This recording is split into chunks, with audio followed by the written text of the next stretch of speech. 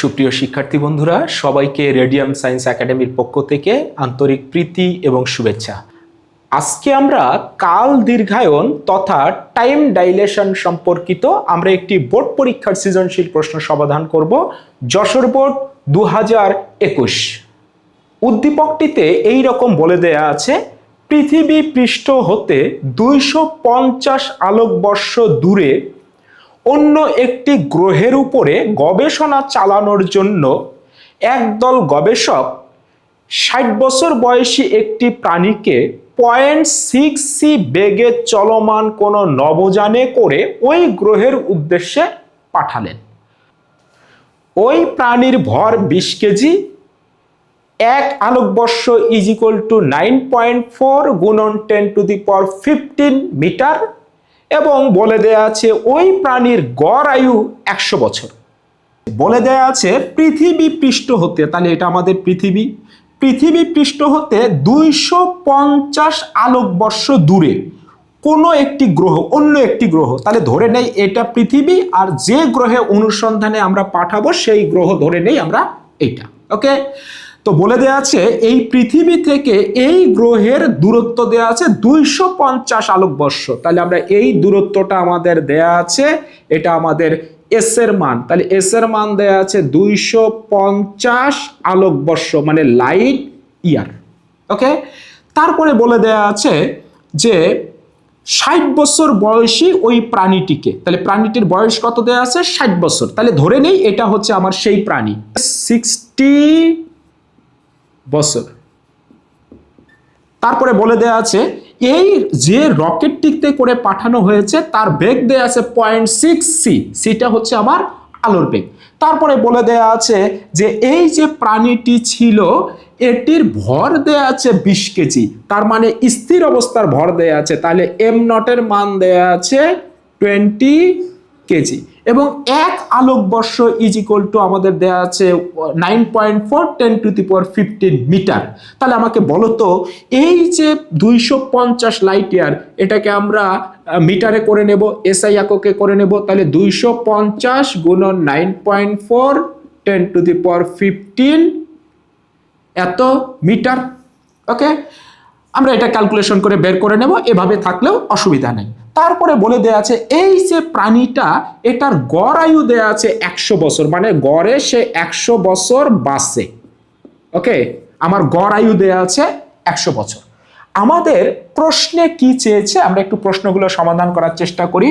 গ নাম্বার প্রশ্ন দেয়া আছে উদ্দীপকে উল্লিখিত ওই প্রাণীটির গতিশীল অবস্থায় ভর কত বের করো। বলো তো স্থির অবস্থার ভর তো m0, তো গতিশীল অবস্থার ভর কত হবে? m হবে। ওকে, তাহলে আমাকে m এর মান বের করতে হবে। তো আমরা ফর্মুলা জানি, ভরের সম্পর্ক আমরা জানি, m = m0 √1 - v² ভাগ c²। আমরা মানগুলো বসিয়ে দেব। m = m0 এর মান আমাদের দেয়া আছে 20, 1 - v এর মান দেয়া আছে 0.6c, আর c এর মান আমরা বসালাম না, থাকলো উভয়ের উপরে স্কয়ার আছে, দিলাম এই c কেটে যাবে, আলোর বেগ কেটে যাবে। m এর মান যদি আমরা বের করি মানটা বের হবে 25 কেজি, অর্থাৎ 25 কেজি। তাহলে স্থির অবস্থার ভর হচ্ছে 20 কেজি আর গতিশীল অবস্থার ভর হবে 25 কেজি। এটা আমাদের গয়ের আনসার। দেখো ঘ নাম্বার প্রশ্নটিতে আমাদেরকে বলে দেয়া আছে যে উদ্দীপকে উল্লেখিত ওই প্রাণীটি জীবিত অবস্থায় ওই গ্রহে পৌঁছাতে সক্ষম হবে কিনা গাণিতিকভাবে বিশ্লেষণ করো।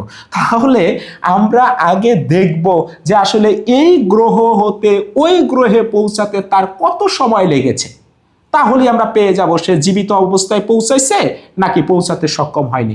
একটু খেয়াল করো তো, এই গ্রহ থেকে এই গ্রহের আমার দূরত্ব দেয়া আছে, আমার ভি এর মান দেয়া আছে, তাহলে বলো এই গ্রহ থেকে এই গ্রহের যেতে যে সময় লাগবে বলো তো সেটা হবে টি, আর ওই টি সময়কে ওই প্রাণী ওই মহাশূন্য যানের ভেতরে কত দেখবে? t0। তাহলে নরমালি আমরা বাস্তবিক জীবনে যা দেখি, তাহলে আমার দূরত্ব দেয়া আছে, বেগ দেয়া আছে, এই গ্রহ থেকে ওই গ্রহেতে পৌঁছাতে আমার কত সময় লাগবে, পৃথিবীর সাপেক্ষে কত সময় লাগবে, টি সময় লাগবে। তাহলে আমরা লিখতে পারি s = vt, t is equal to হবে এস ভাগ ভি, কারণ আমরা জানি এস ইজ ইকুয়াল টু ভিটি।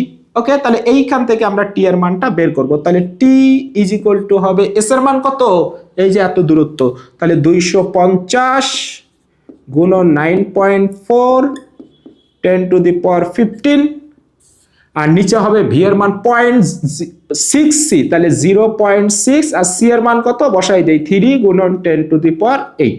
টি এর মানটা আমরা পাবো 416.63 এত বছর। অর্থাৎ নর্মালি এই গ্রহ থেকে এই গ্রহতে পৌঁছাতে আমার এত সময় লাগবে, 416.63 বছর। কিন্তু এই সময়টাকে কি এই প্রাণীটা রকেটের ভেতরে এত দেখবে না, সে কত দেখবে? কোন পর্যবেক্ষক ওই রকেটের ভেতরে যে সময়টা দেখে সেটা তোমার টি নট, টি নটের মান টি এর চাইতে কম হবে। তাহলে আমাকে টি নটের মানটা বের করতে হবে। তাহলে আমরা ফর্মুলা জানি, টি ইজ ইকুয়াল টু উপরে টি নট √1 মাইনাস ভি স্কয়ার ভাগ সি স্কয়ার। তাহলে আমরা একটু টি নট ইজ ইকুয়াল টু লিখতে পারি, টি এর মান একবারে বসাই, টি এর মান আমাদের বেরিয়ে গেছে 416.63 √ এই মানটা হবে 1 মাইনাস, বলো তো ভি এর মান কত 0.6c, আর নিচে ছিল সি, তার উপরে স্কয়ার দেই, এই মানটা হবে 333.30 এত বছর। তাহলে একটু ইমাজিন করো, তাহলে এই গ্রহ থেকে ওই গ্রহে পৌঁছাতে ওই প্রাণীটা রকেটের ভেতরে কত সময় দেখবে? 333.30 এত বছর দেখবে। বলো তো আমাকে, এই প্রাণীটা কত বছর বয়সে যাত্রা শুরু করেছিল? 60 বছর বয়সে যাত্রা শুরু করেছিল। ওকে, এবং তার গড় আয়ু কত? 100 বছর। বলো 60 বছর বয়সে যদি যাত্রা শুরু করে আর এই গ্রহ থেকে এই গ্রহে পৌঁছাতে তার কাছে সময়টাকে কেমন মনে হবে? 333.30। তাহলে তার বয়স এখন কত? তাহলে ওই প্রাণীর বয়স হবে ইজ ইকুয়াল টু 60 বছর বয়সে রওনা দিয়েছিল প্লাস এটা যোগ হবে, তাহলে 333.3, এইটা যদি আমরা যোগ করি 393.30 এত বছর। এবার তুমি বলো গড় আয়ু কত ছিল? 100 বছর। গড়ে 100 বছর বাঁচে, আর এই প্রাণীটা পৃথিবী থেকে ওই গ্রহে পৌঁছাতে তার এত সময় লাগবে। তাহলে বলো তো আমাকে, সে কি জীবিত পৌঁছতে পারবে? উত্তর হলো না।